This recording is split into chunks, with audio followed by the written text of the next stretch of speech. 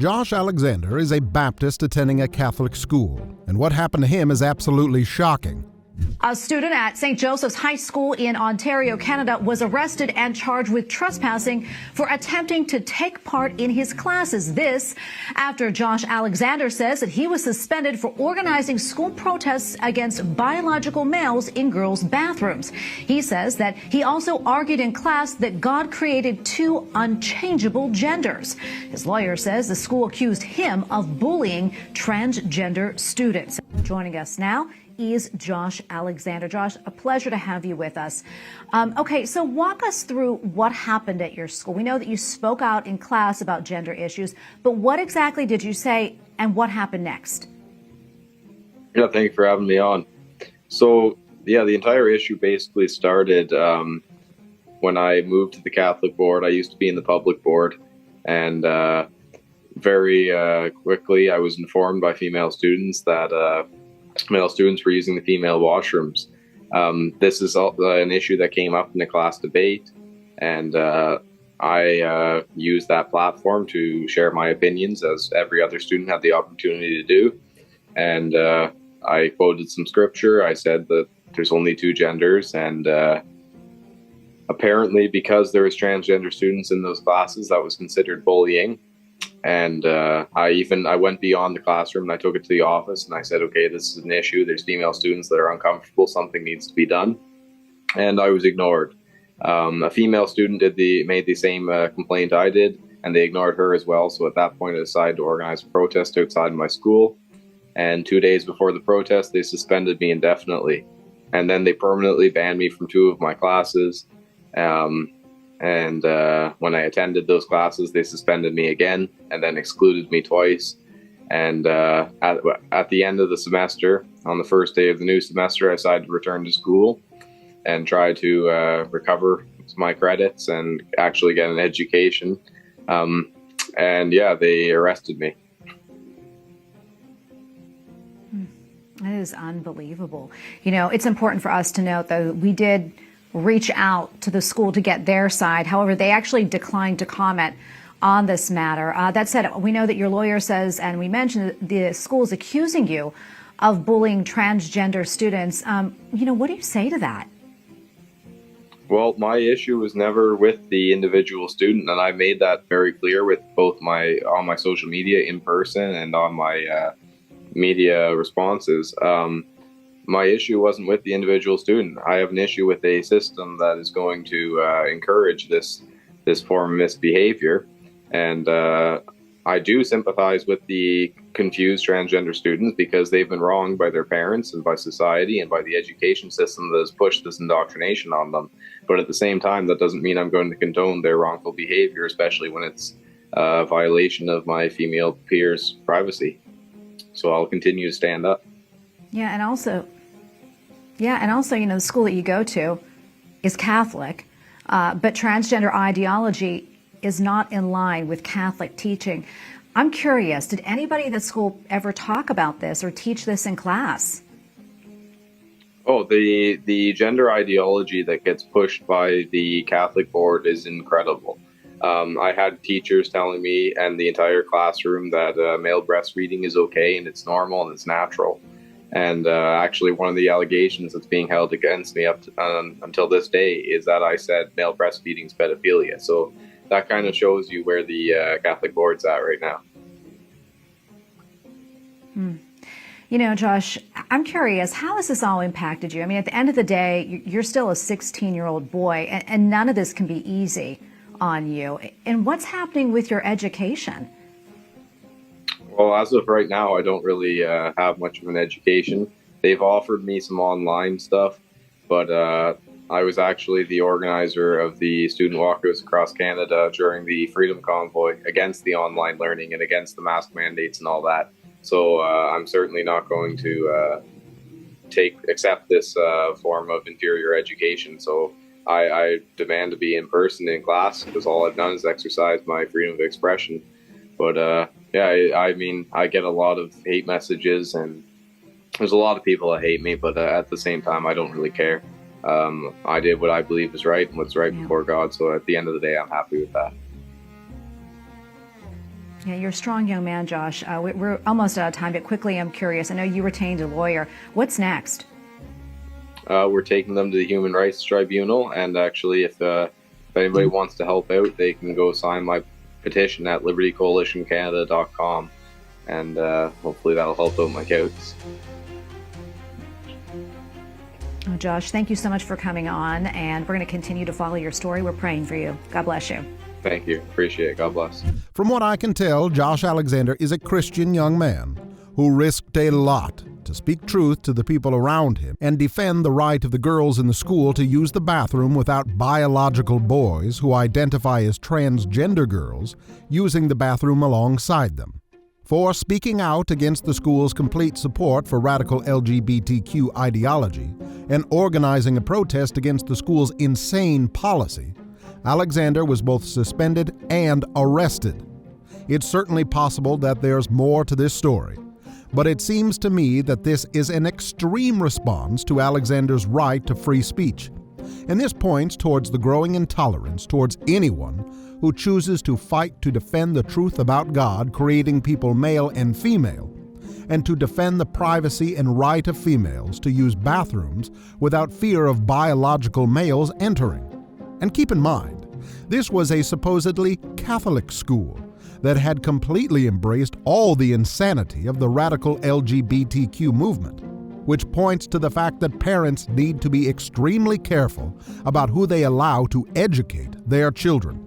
Now, what's the problem there? Here's the problem. It's not true with all Christian schools, but it boggles my mind. Christian schools actually brag about the fact that they have certified teachers. Certified by whom? The state, Caesar. So Christian schools are out there going, hey, Caesar approves of our teachers. Christian students in public school average 7.9 on the Pierce test.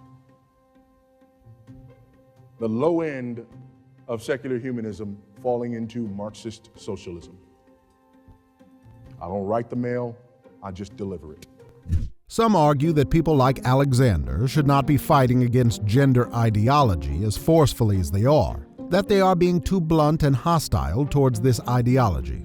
However, the truth is that this ideology is harming countless young people today, the majority of them young women, and it is an act of love to not be silenced by the mob and to speak truth with the hope that some young people would be spared of the misery that accompanies people who buy into this ideology at a young age and then regret their decisions later in life.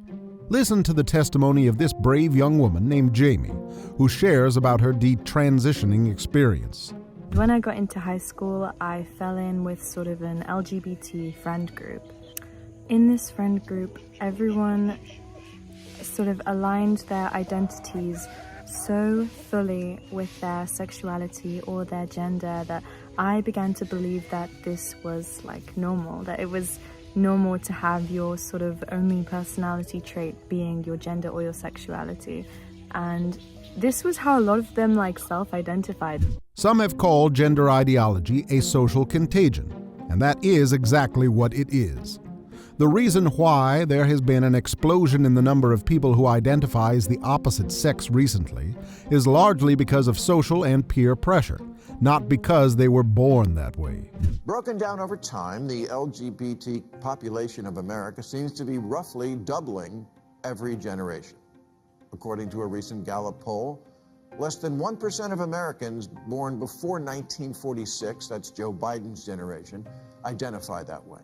2.6% of boomers do, 4.2% of Gen X, 10.5% of millennials, and 20.8% of Gen Z. Which means if we follow this trajectory, we will all be gay in 2054. If this spike in trans children is all natural, why is it regional? Either Ohio is shaming them or California is creating them.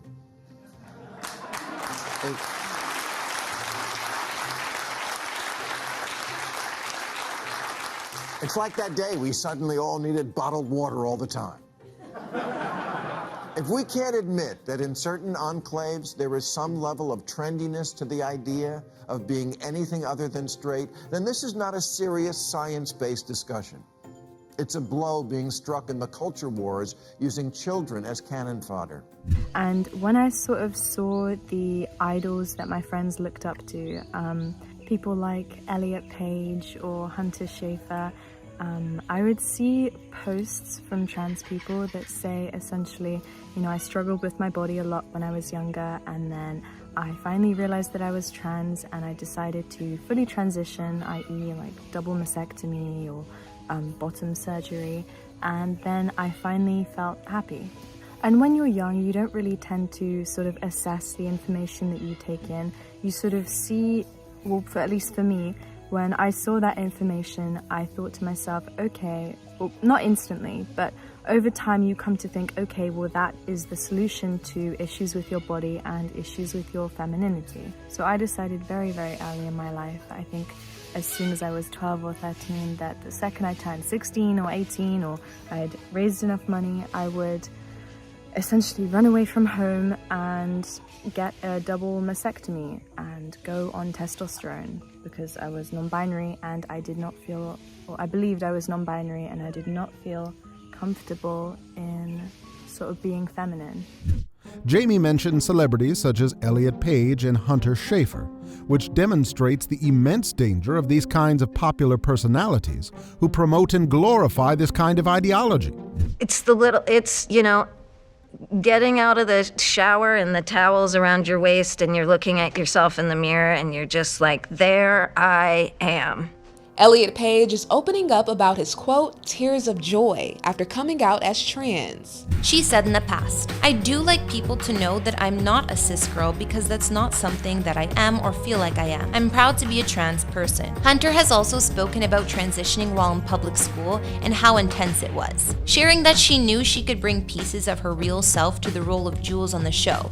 Some have said that it's mean to criticize or expose personalities and influencers such as Dylan Mulvaney, who are just human and trying to live their lives. Day one of being a girl, and I have already cried 3 times. I wrote a scathing email that I did not send. I ordered dresses online that I couldn't afford. And then when someone asked me how I was, I said, I'm fine, when I wasn't fine. So. How'd I do, ladies? Good? However, the work that they are doing is destroying the lives of countless young people who see their videos and become convinced of this godless, harmful ideology. It's so horrifying to hear that Jamie was convinced that getting a double mastectomy or going on testosterone treatment would solve her problems, because clearly these things can only magnify the problems she is experiencing. But the whole sort of culture of LGBT teens is that you are in some ways misunderstood by your parents. That's sort of the way that you perceive yourself to be, or how you perceive your relationship with your parents to be, whether or not, you know, they're supportive or anti-trans. I know now that my parents love me no matter what, but still I would find reasons to sort of resent them and to find sort of excuses to isolate myself further and further from them, probably because this is what my friends were also doing and what a lot of the people I admired went through too, like issues with their parents, which is really sad looking back on it. It's extremely troubling that a key part of the LGBTQ movement involves isolation from and resentment towards parents, whom children feel misunderstand them. Children should be looking to their parents for guidance and not be influenced by their peers or by the LGBTQ movement to turn against their parents. That being said, parents should be teaching their children the truth, including the truth about the dangers of gender ideology and how God designed human sexuality. Our goal in raising children is to raise them to the glory and honor of God, because our children are essentially not ours. They belong to God, and we have a duty, a responsibility, and a privilege as Christian parents to point our children to the greatest truth that anyone has ever known, and to the truth that basically forms our entire existence. It means more to us than anything else in the world. And so this great stewardship of ours is also a great blessing of ours. as we try to meet our children's greatest need by pointing them to the person and work of Christ. I just want everyone to consider my own perspective and my own experience as someone who has detransitioned, and having been on both sides of sort of deep within the LGBT community, and then having left it, having stopped being depressed, having come to a lot more happiness in my life. And yeah, again, I only send love and hope and peace out to all of you, and I hope that you find peace within yourself if you're watching this video. And yeah, love you. Bye.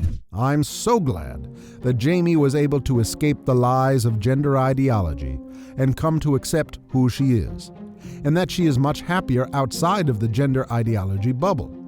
At the same time, we should recognize that it's not enough to just escape the lies of the gender ideology movement.